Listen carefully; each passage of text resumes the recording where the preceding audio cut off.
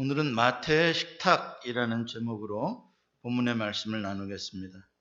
하나님은 선을 사랑하시고 악을 미워하십니다.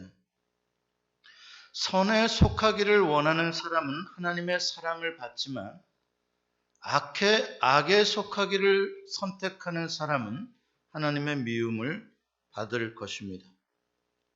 하나님은 모든 사람을 사랑하지만 모든 사람이 다 선에 속하기를 원하지 않기 때문에 안타깝게도 하나님의 진노와 멸망 아래에 있는 사람들이 있습니다. 그것은 하나님의 사랑이 부족해서가 아니라 교만한 사람들이 하나님의 사랑을 끊임없이 거절하기 때문에 자기 스스로가 벌을 받는 것입니다. 그렇다면 왜 어떤 사람들은 하나님의 사랑을 거절하고 그렇게 굳이 악에 속하려고 고집을 피우는 것일까요? 오늘 본문을 통해서 말씀을 나누어 보도록 하겠습니다. 오늘 본문에는 마태라는 사람이 등장합니다. 다른 복음서에는 레위라고도 합니다. 마태복음을 기록한 사람이고 오늘의 내용은 그가 처음 예수님을 만나는 또 경험한 이야기를 하고 있습니다.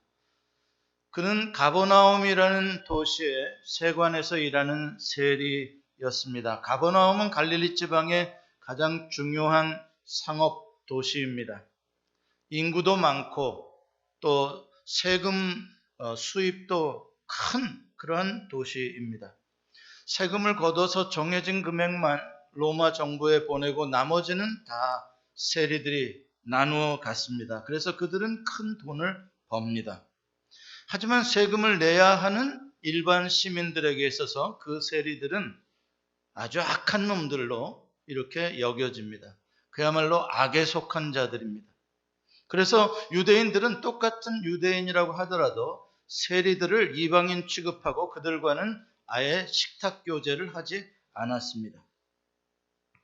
그런데 예수님께서 어느 날 일부러 목적을 가지고 바로 그 세리인 마태를 찾아가신 것입니다. 그리고 제자로 불러주셨습니다. 나를 따르라. 정말 예수님의 이 선택은 놀라운 것입니다. 왜냐하면 다른 사람과 친구조차 될 수 없는 죄인을 하나님께서 일부러 찾아가신 거니까, 그리고 또 불러주신 거니까 이건 정말 특별한 선택입니다. 다행히도 마태가 기다렸다는 듯이 즉시 그 돈벌이를 그만두고 예수님과 동행하는 삶을 받아들였습니다.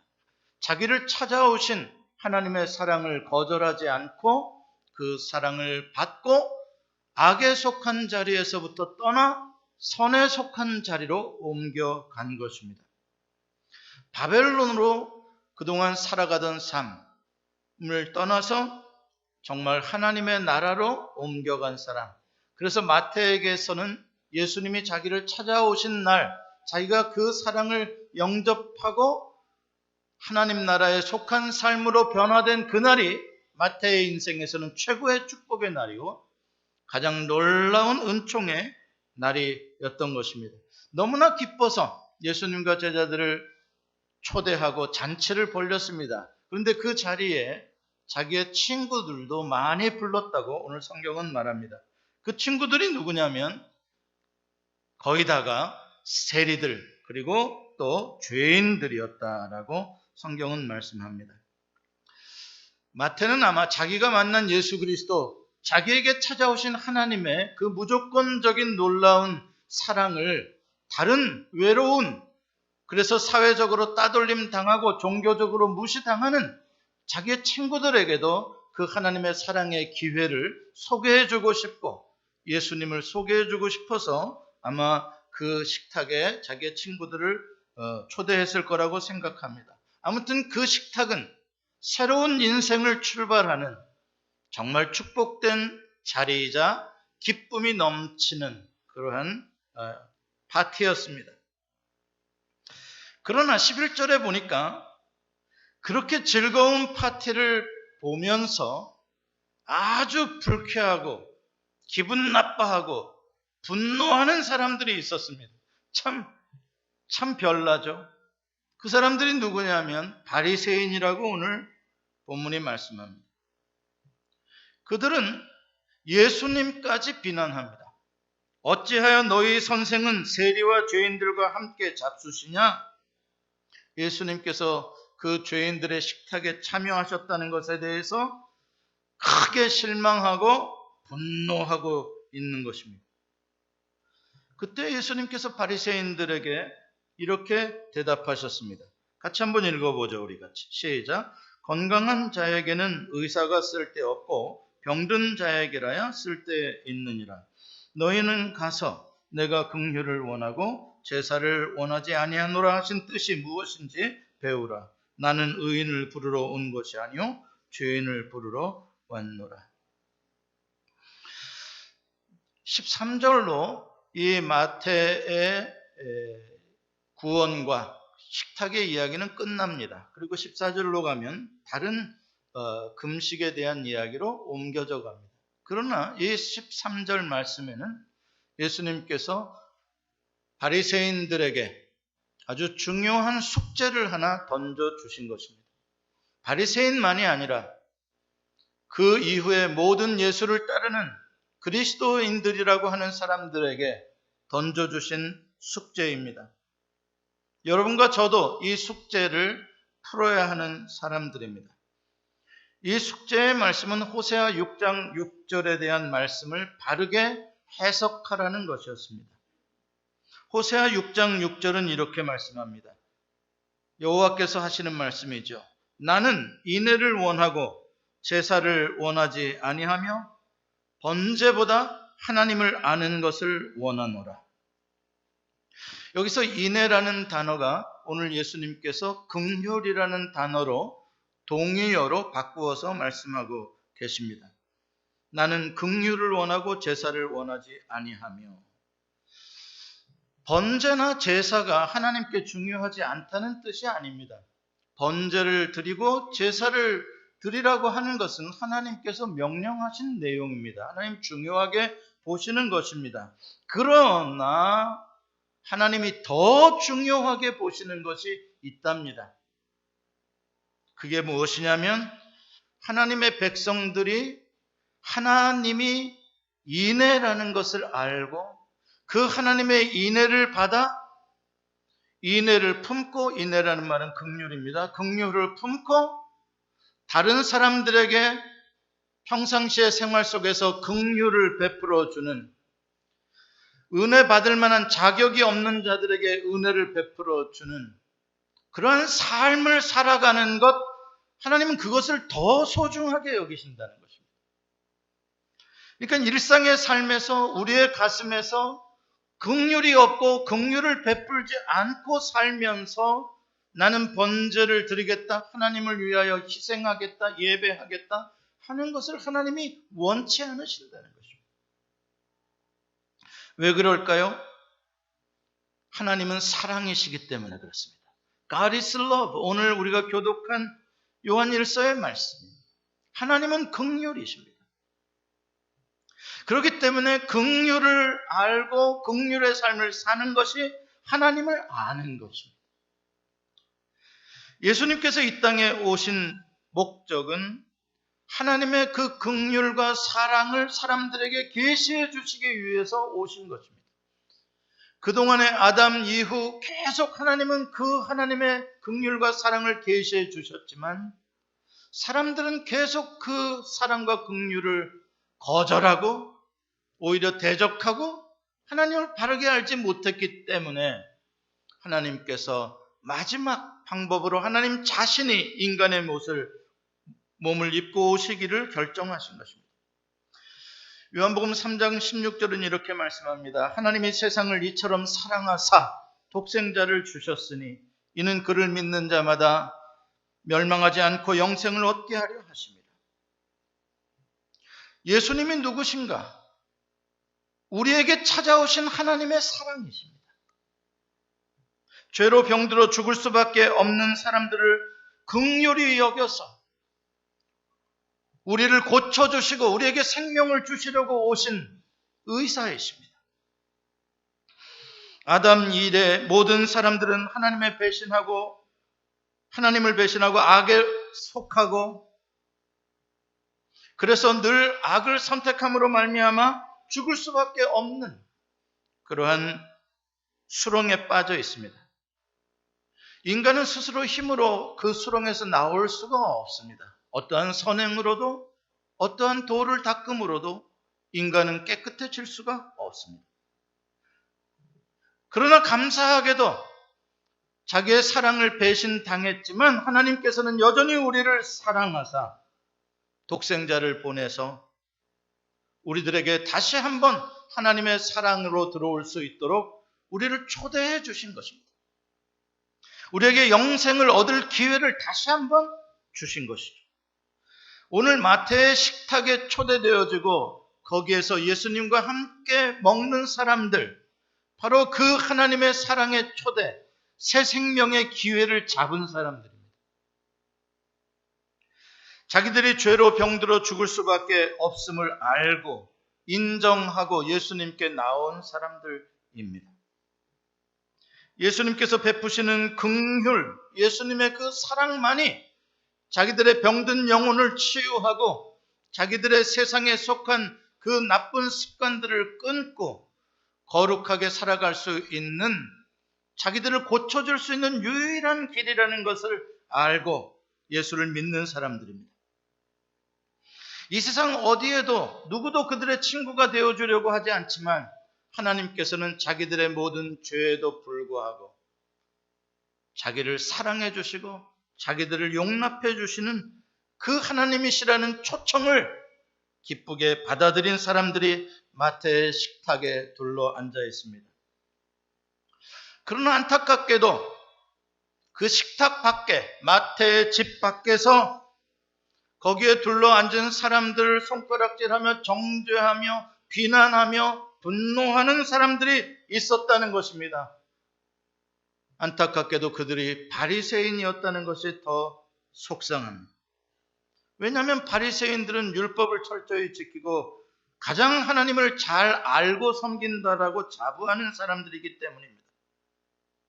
그들은 마태의 식탁에 참여하지 않았을 뿐만 아니라 그 식탁에 참여한 사람들의 기쁨을 같이 기뻐해 주지 못할 망정, 오히려 그들을 저주하고 있는 사람들입니다.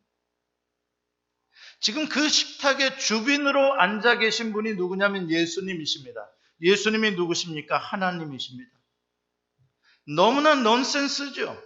바리새인들은 하나님을 바르게 알고 바르게 섬긴다라고 지금 저렇게 분을 내고 있는데 자기들이 섬기는 하나님이 바로 그 식탁의 주인공으로 앉아 계신다는 것을 전혀 모르고 있는 것입니다. 왜 이렇게 되고 말았을까요?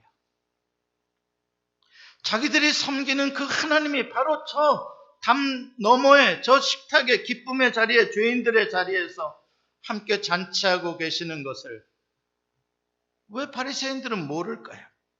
그게 예수님께서 숙제를 내주신 것입니다. 호세아 6장 6절의 의미를 바르게 알아라는 것이죠. 지금 바리새인들은 그 의미를, 그 말씀의 뜻을 모르기 때문에 자기 옆에 자기를 찾아오신 하나님을 모르고 있고 오히려 그 하나님을 향해서 분노하고 있는 그러한 어리석은 죄를 범하고 있는 것입니다. 여러분, 신앙이 종교화가 되어지는 것은 아주 위험합니다. 종교화가 되어지다 보면 형식화가 되어지기 쉽고 형식을 중요시 여기다 보면 본질을 잃어버리기가 너무나 쉽기 때문에 그렇습니다. 그렇기 때문에 모든 신앙은 늘 개혁되어져야 하고 세술은 새 부대에 계속 옮겨 담아져야 한다라고 주님이 말씀하십니다. 이미 포도주를 담을 수 없을 만큼, 새 포도주를 담을 수 없을 만큼 가죽이 딱딱해져 버린 종교, 돌 항아리에 물 한 방울 없는, 어떠한 기쁨도 줄 수 없는 그런 종교가 되어져 버리면 가장 본질적인 하나님의 인애, 긍휼을 상실해 버리고 마는 것입니다. 그 은혜가 주는 기쁨과 감사의 잔치가 사라져버린 맹맹하고 손가락질과 자기 자랑이나 하려고 하고 편이나 가르려고 하는 그런 종교적인 우월주의에 빠지고 마는 것입니다. 여러분, 마틴 루터가 종교개혁을 했습니다. 존 칼빈이 종교개혁을 500년 전에 했습니다. 그때에 탄생된 교회가 개혁교회입니다. 왜냐하면 중세의 카톨릭 교회가 본질을 상실하고 형식만 남아있는 무서운 종교가 되어져 버렸기 때문에, 그래서 마녀 사냥을 하며 사람들을 불에 태워 하나님의 이름으로 죽이면서도 눈 하나 깜짝하지 않는 그러한 무서운 종교가 되었기 때문에, 그래서 개혁을 한 것입니다. 그 종교 개혁자들의 정신은 날마다 개혁하는 교회로 개혁한 것입니다. 500년 전에 개혁으로 끝난 게 아닙니다. 그 정신은 날마다 개혁입니다. 날마다 개혁이라는 건 무슨 뜻인지 아십니까? 하나님의 은혜가 날마다 새로워진다는 것입니다. 그래야, 은혜가 날마다 새로워져야 우리는 종교의 형식주의에 빠지지 않게 되기 때문에, 오늘날 기독교는 벌써 이렇게 긴 500년의 세월을 지나오면서 서구의 메인스트림 릴리전, 종교가 되면서 엄청난 혜택을 누리고 부를 누리고 힘을 길러 왔습니다. 딱딱한 종교의 형태를 갖게 되었습니다. 개혁돼야 합니다. 개혁된다는 건 어려운 일입니다. 개혁자들은 잘못하면 화형에 처해질 수 있습니다. 이단자라고 사람들에게 손가락질을 받게 될 것입니다. 그러나 개혁되어야 합니다. 성경에서 말씀하시는 하나님에 대한 신앙이라는 것은 다른 종교와는 전혀 다릅니다. 다른 종교들은 그 신앙의 출발점이 사람에게 있습니다. 우리가 신을 찾고 우리가 신을 경배하기 위해서 우리가 재물을 가져가고 열심도 내고 가다가 3번 걷다가 1번 절을 하고 무릎으로 계단을 오르며 인간의 노력과 인간의 의지로 하나님께 다가가 보려고, 신에게 다가가 보려고, 그래서 신을 좀 감동시켜 보려고 하는 것이 세상의 종교입니다. 그러나 기독교의 복음은, 성경의 하나님의 신앙은 그렇지 않습니다.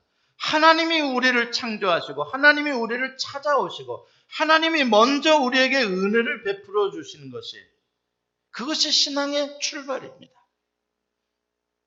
우리는 그 하나님께서 베풀어 주신 무한대의 은혜와 사랑에 대해서 반응할 뿐인 것입니다. 이게 가장 큰 차이점이에요. 죄를 범한 인간들을 그래도 긍휼히 여기시고 찾아오시는 분, 그 예수 그리스도로 말미암아 우리가 하나님께로 가는 길을 찾게 되어지는 것이죠. 왜? 하늘에 계신 하나님이 이 땅에 오셔서 길을 열어주셨기 때문에, 내가 곧 길이요. 그렇기 때문에 우리는 하나님의 선 은혜로만, 하나님께서 먼저 긍휼을 베풀어 주심으로만 우리는 하나님을 믿을 수가 있는 것이고 하나님께로 갈 수가 있는 것입니다. 그러니까 우리의 신앙의 시작과 본질은 전부 다 한마디로 말하면 하나님께서 우리에게 베풀어 주신 은혜 때문인 것입니다. 그것을 복음이라고 하는 거죠. 그러나 바리새인들은 그 은혜를 잃어버린 것입니다. 그리고 그 은혜를 잊어버린 것입니다.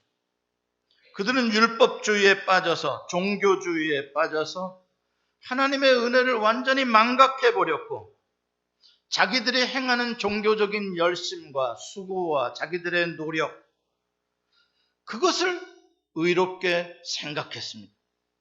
금식과 11조, 구제와 기도 모두 다 좋은 종교적인 일들인데 그 안에 은혜가 빠져버리니까, 그 안에 이웃에 대한 긍휼과 사랑이 없으니까, 그러니까 어떻게 되고 맙니까?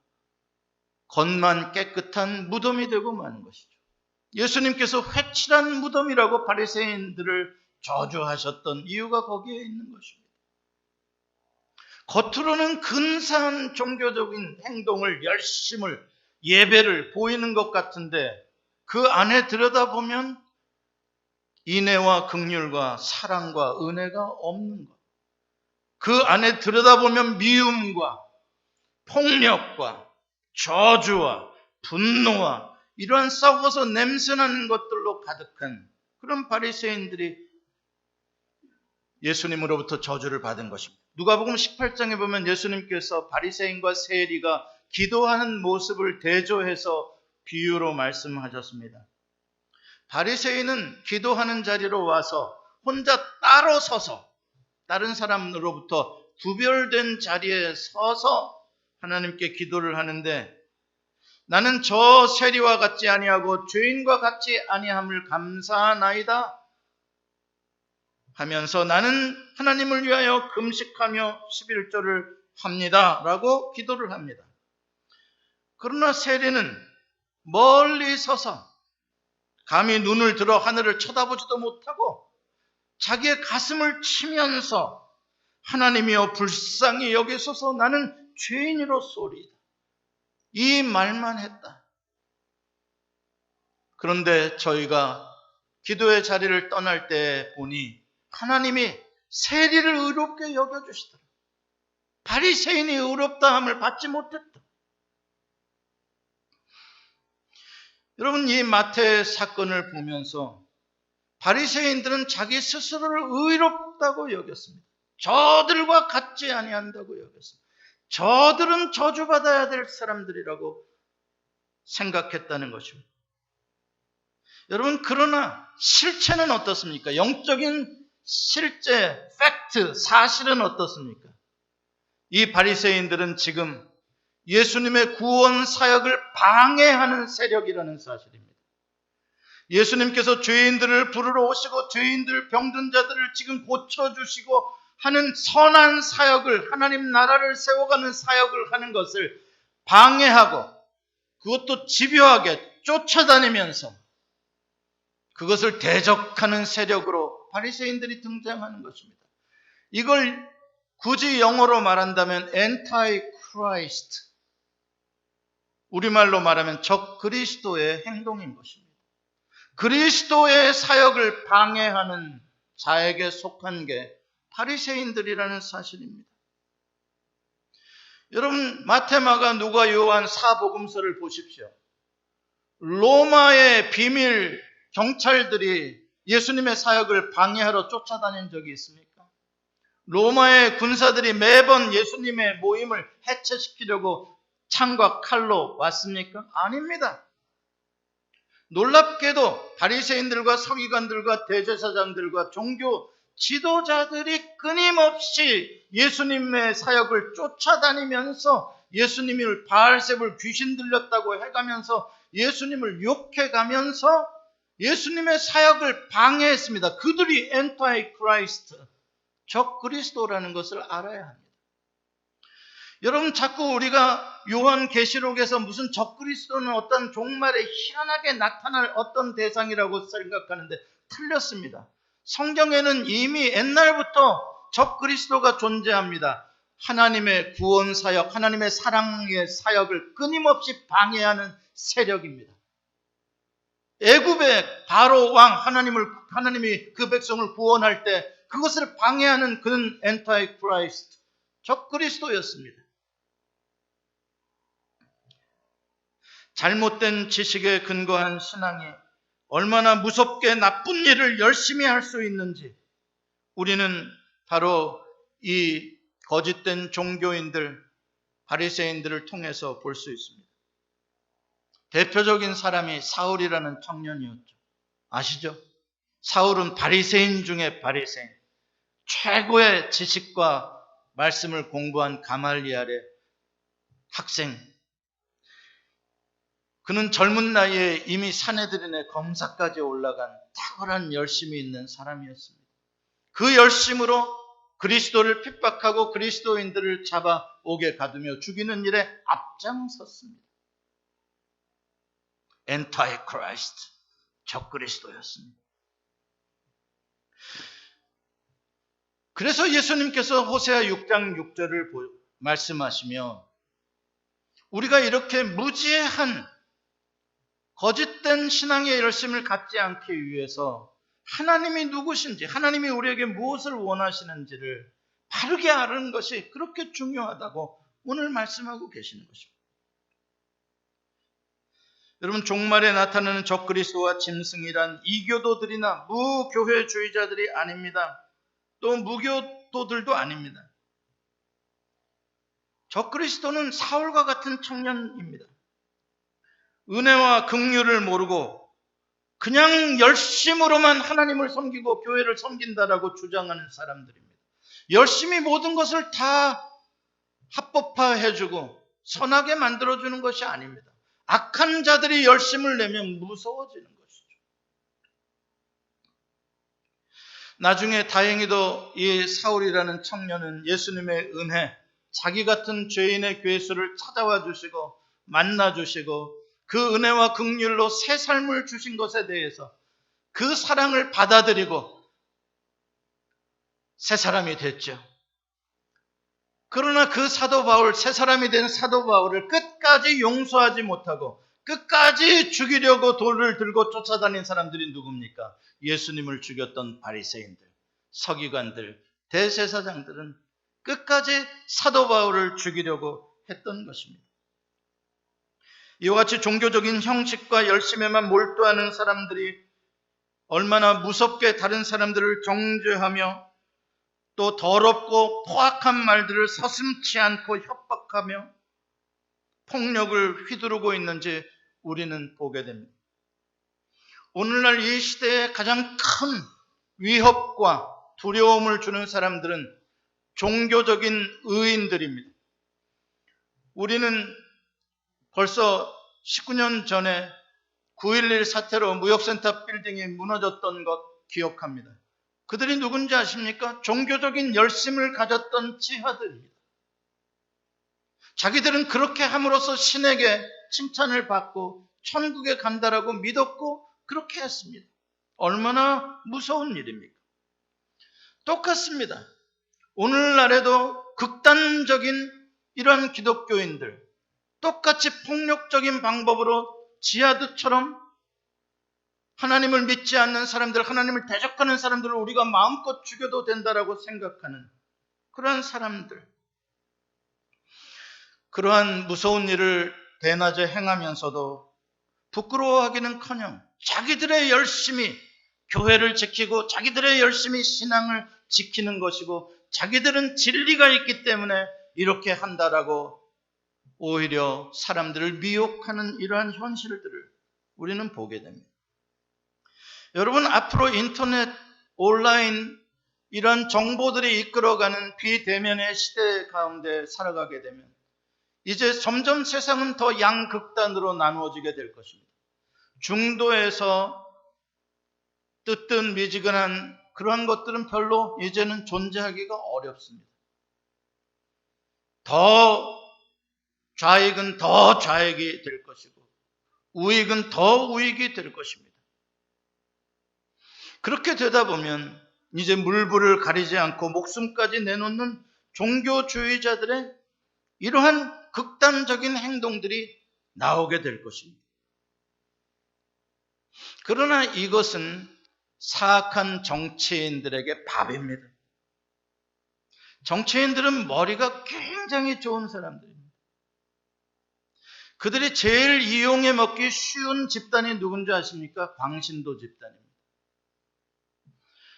그 사람들은 상식적인 대화가 통하지 않습니다. 이성적인 대화가 통하지 않습니다. 그들은 물불을 안 가립니다. 광신도 집단. 그래서 정치인들이 그들의 편에만 조금만 서주면 그들은 바로 그 정치인들이 하나님의 사람들이라고 믿어버립니다.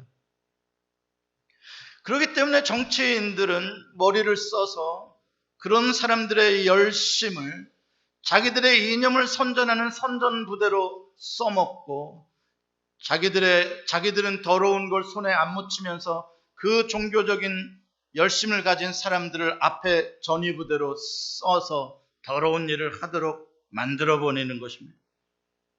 이게 요한계시록에서 말하고 있는 적그리스도와 짐승의 연합 세력인 것입니다.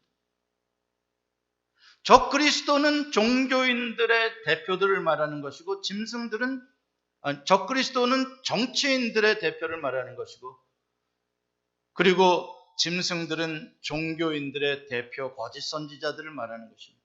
이들이 연합되어져서 하나의 정부를 만들고 바벨론의 세력을 만들어내는 것입니다. 이들은 왜 이렇게 잘 통하냐? 둘 다 힘을 숭배하기 때문에 그렇습니다. 정치인들도 힘을 가지고 자기보다 약한, 자기와 다른 생각을 가진 사람들을 억압합니다.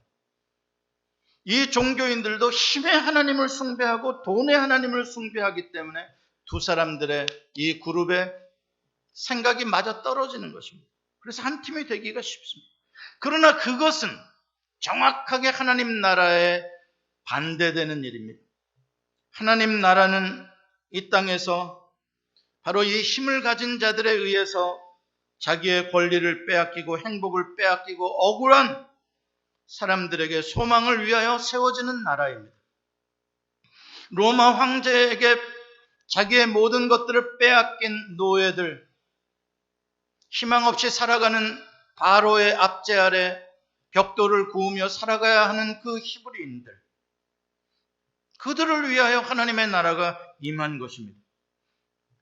누가복음 4장에 예수님께서 나사렛 회당에서 선포하신 말씀이 이사야 61장에 예언된 하나님의 나라 신년의 완성에 대한 말씀입니다. 하나님의 나라가 은혜의 해가 임했는데 누구에게 임했다라고 말합니까? 모든 사람에게 임했다라고 말하지 않습니다. 가난한 자에게, 포로된 자에게, 눈먼 자에게, 눌린 자에게 자유와 해방의 선포가 임하게 되었다라고 말씀합니다. 고린도전서 1장 26절로 29절까지 사도 바울은 고린도 교회 사람들에게 이렇게 말씀합니다. 우리 같이 한번 읽어봅시다. 시작. 형제들아, 너희를 부르심을 보라. 육체를 따라 지혜로운 자가 많지 아니하며 능한 자가 많지 아니하며 문벌 좋은 자가 많지 아니하도다. 그러나 하나님께서 세상에 미련한 것들을 택하사 지혜 있는 자들을 부끄럽게 하려 하시고 세상에 약한 것들을 택하사 강한 것들을 부끄럽게 하려 하시며 하나님께서 세상에 천한 것들과 멸시받는 것들과 없는 것들을 택하사 있는 것들을 폐하려 하시나니 이는 아무 육체도 하나님 앞에서 자랑하지 못하게 하려 하심이라. 할렐루야.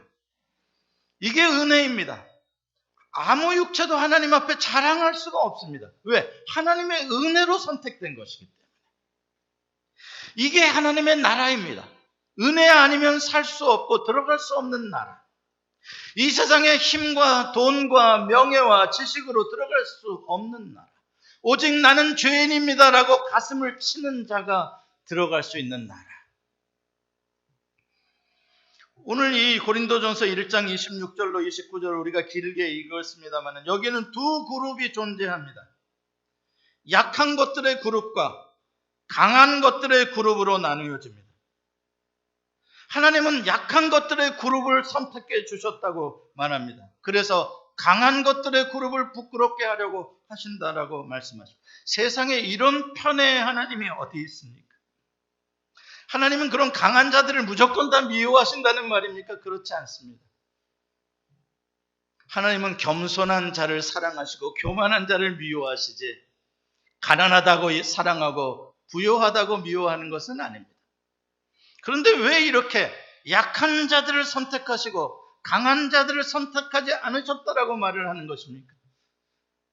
그것은 강한 자들이 하나님을 선택하지 않기 때문에 그런 것입니다. 약한 자들, 없는 자들, 멸시받는 자들은 자기들의 연약함을 알고 자기들의 소망 없음을 알고 하나님의 사랑의 초대에 응합니다. 갑니다. 하나님이 부르시면. 감사합니다 라고 그 은혜를 받아들입니다.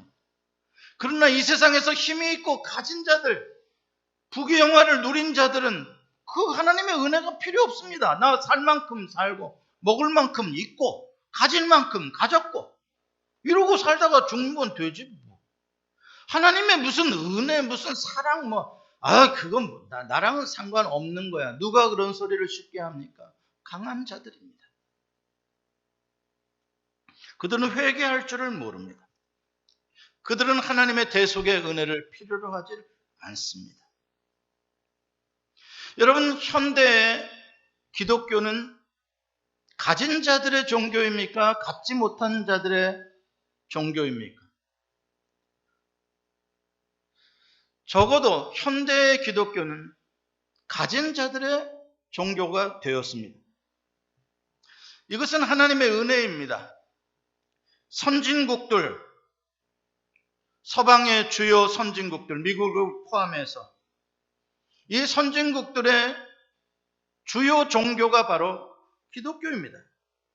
그리고 이 나라에 살고 있는 많은 정치인들, 경제, 지식인들, 예술인들, 모든 면에서 힘을 가진 자들의 많은 사람들이 기독교인들입니다. 이것은 하나님께서 그동안 우리 교회와 성도들을 복주신 것입니다. 하나님께서 왜 우리에게 이런 힘을 주셨을까요? 왜 우리로 하여금 강한 자가 되게 해주셨을까요? 그것은 우리의 강한 힘을 과시하라고 주신 것이 아닙니다. 그것으로 또 다른 바벨론의 힘이 돼서 약한 자들을 멸시하고 우리는 거룩하고 쟤네들은 멸망한다라고 평가를 하고 주신 힘이 아닙니다. 하나님이 우리에게 힘과 재물을 주시는 한 가지의 이유는 그것을 약한 자들을 위하여, 가난한 자들을 위하여 쓰고 그들을 섬겨주라고 주시는 것입니다. 더 낮아지라고 주시는 것입니다. 마태와 세리와 죄인들의 친구가 되어주어라. 그들의 식탁에 둘러앉아서 그리스도의 긍휼을 보여주는 사람이 되어라. 여러분, 이 시대에 누가 세리요 죄인들입니까? 이 시대의 세리와 죄인들은 어떤 사람에게 있어서는 용서 못할 공산주의자가 세리와 죄인일 수 있고, 어떤 사람에게서는 도저히 상종할 수 없는 동성애자들도 그런 세리와 죄인들로 취급되어질 수 있을 것입니다. 어떻게 저런 것들하고 내가 같이 있을 수가 있어? 바로 그게 세리와 죄인들이었습니다. 바리새인들이 보기에는. 도저히 용납해 줄 수 없고 오히려 내가 가진 힘으로 쫓아버리고 싶은, 이 사회에서 없애버리고 싶은 그러한 대상들입니다. 히틀러가 그래서 실제적으로 그런 불구자들과 그런 집시들과 하나님을 모독했던 유대인들을 실제로 없애버리려고 가스실에서 다 가루로 만들어버렸던 것입니다. 실제로 없애버리려고 했습니다. 자기가 가진 힘으로요. 누구의 이름으로요? 전능하신 여호와의 이름으로요. 무서운 것이죠. 말씀을 맺습니다. 사랑하는 성도 여러분, 그리스도의 복음이 뭡니까? 하나님의 긍휼, 하나님의 사랑입니다. 그러면 우리가 복음을 영접하고 믿는다는 건 무슨 뜻입니까? 하나님의 긍휼과 사랑을 내 마음에 품는다는 것입니다. 그리고 그것을 다른 사람에게 그렇게 나누어 주면서 사는 것이 제자도입니다. 그리스도를 믿고 따르는 것이고, 하나님은 그러한 인내의 삶을 원하고 제사를 원하지 않는다고 말씀하십니다. 제사, 예배, 우리는 생명처럼 소중한 것입니다. 그러나 착각하지 마십시오. 생명을 제사에다 걸지 마십시오. 분명하게 말씀드립니다. 생명을 인내해 보십시오. 그게 하나님이 원하시는 호세아 6장 6절의 뜻입니다. 생명을 어디다 걸으라고요? 인내. 생명을 긍휼해 보십시오. 생명을 사랑해 보십시오. 생명을 하나 되게 하는 용서와 화해와 포용과 인내와 나의 희생해 보십시오. 그게 하나님께서 원하시는 복음입니다. 나와 다르다고 폭력으로, 나와 다르다고 힘으로 대적하고 저걸 없애야 되겠다?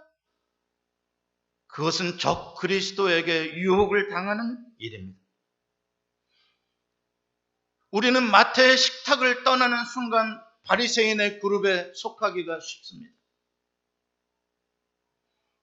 여러분, 마지막 순간까지 마태의 식탁에서 차라리 내가 손가락질을 받는 그 낮은 자리에서 죄인들과 함께 나도 그 죄인이 되어 하나님의 은혜와 긍휼을 나누는 삶을 사시기를 바랍니다.